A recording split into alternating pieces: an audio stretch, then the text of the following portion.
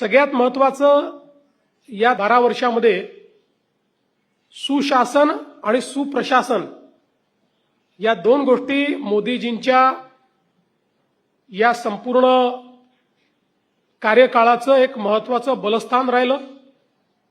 सरकारी योजनांचं digital monitoring, विविध योजनांचे लाभ थेट खात्यात जे लाभ मिळाले आहेत त्यात आतापर्यंत 51 लाख कोटी रुपये 51 लाख करोड इतके थेट नागरिकांच्या खात्यामध्ये पैसे हे मोदीजींनी वेगवेगळ्या योजनांतून दिले।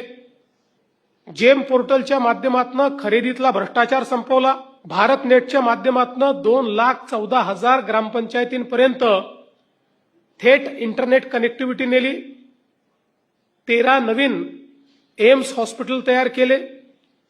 ग्रामीण भागात 6 कोटी लोक हे डिजिटली साक्षर झाले आणि पायाभूत सुविधा क्षेत्रांमध्ये एक गुणात्मक आणि संख्यात्मक बदल करण्याचं काम हे मोदीजींनी केलं।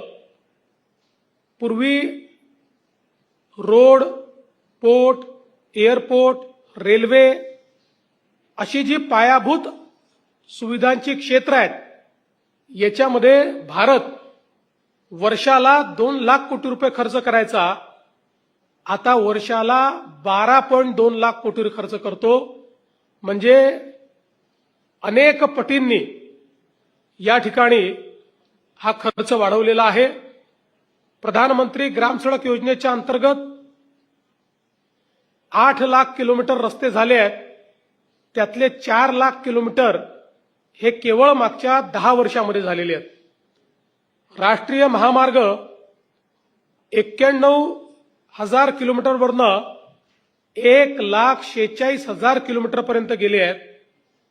आणि आपण जर बघितलं तर पूर्वी एका दिवसाला आपण 11 किलोमीटरचा हायवे तयार करायचो, आता त्याची स्पीड दिवसाला 34 किलोमीटर म्हणजे 3 पटीने प्रतिदिन हायवे करण्याची स्पीड ही आपण वाढवली आहे। रेल्वे ब्रॉडगेज विद्युतीकरण हे आता 99.6% झालंय, म्हणजे जवळपास 100% रेल्वे ब्रॉडगेज रेल्वे ही आता इलेक्ट्रिकवर आपण आणलेली आहे।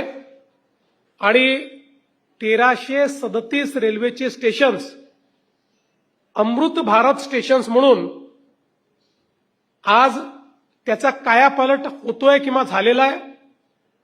164हून अधिक वंदे भारत एक्सप्रेस परदेशामध्ये किंवा जगाच्या प्रगत देशांमध्ये ज्या प्रकारची ट्रेन पाहायला मिळते ती ट्रेन 100% भारतामध्ये मॅन्युफॅक्चर करून आणि भारतीयांच्या सेवेमध्ये आणण्याचं काम करण्यात आलेलं आहे। देशातलं मेट्रो नेटवर्क हे पूर्वी 5 शहरांमध्ये होतं, आता ते 26 शहरात गेलंय आणि जवळपास 5 पटीने हे मेट्रो नेटवर्क आज देशामध्ये वाढलंय।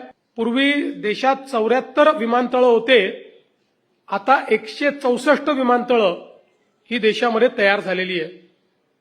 त्यामुळे पायाभूत सुविधा क्षेत्रात संख्यात्मक आणि गुणात्मक एक प्रचंड मोठा बदल झालेला आपल्याला पाहायला मिळतोय।